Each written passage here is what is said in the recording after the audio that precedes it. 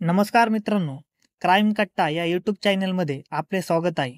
आजची स्टोरी खूप भयानक आहे. महिला कुठेही सुरक्षित राहिलेलं नाही.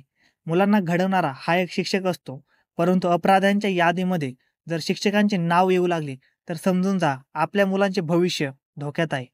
शिर्डी येथे शिक्षकांचे अधिवेशन भरले होते. तेव्हा तेथे निलंगा येथे एका जिल्हा परिषद शाळेत शिक्षक असलेला विठ्ठल रामराव हुगेवाड हाही आलेला होता. हा राहणारा नांदेडचा आहे, परंतु नोकरी लातूरमध्ये लागल्यामुळे सध्या लातूरमध्ये असतो. या अधिवेशनामध्ये धाराशिवमधील पीडित महिला देखील आलेली होती. विठ्ठल हुगेवाड याची पीडित महिलेसोबत ओळख होते. एकमेकांची डिटेल शेअर केली जाते. मोबाईल नंबर एक्सचेंज केला जातो. अधिवेशन संपल्यानंतर जाता जाता पीडित महिला विठ्ठल हुगेवाडला स्वतःसाठी नोकरी शोधण्यासाठी विनंती करते. मध्यंतरीच्या काळात तो महिलेसोबत व्हॉट्सअपवर चॅटिंग करत होता.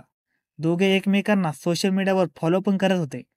थोड्या दिवसानंतर विठ्ठल हुगेवाड त्या महिलेला बोलतो, तुमच्यासाठी मी एक नोकरी शोधली आहे. पगार भरपूर आहे. तुम्हाला लवकरात लवकर लातूरला यावे लागेल. तुमची जॉईनिंग लगेचच आपण करून घेऊ.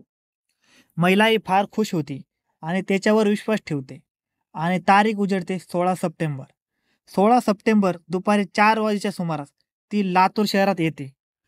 हुगेवाड हा तिला घेऊन जाण्यास छत्रपती शिवाजी महाराज चौकात थांबलेला असतो, परंतु कारमध्ये तो एकटा नसतो.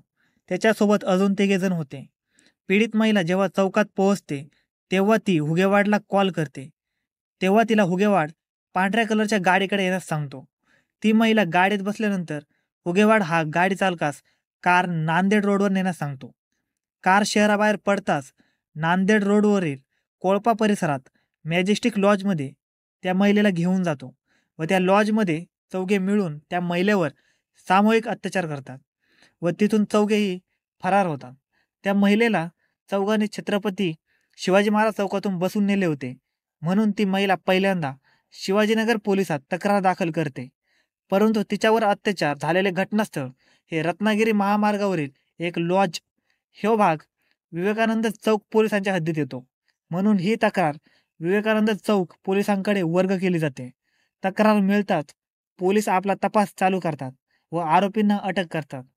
ही घटना ऐकताच शिक्षक पेशावर तुम्हाला घेऊन येऊ लागेल. आम्ही अशाच नवनवीन क्राईम स्टोरीज आपल्यापर्यंत पोहोचवत असतो. सातत्याने मेहनत चालू असते, फक्त तुमच्या सपोर्टची गरज आहे. धन्यवाद. भेटू परत एक नवीन स्टोरीसोबत.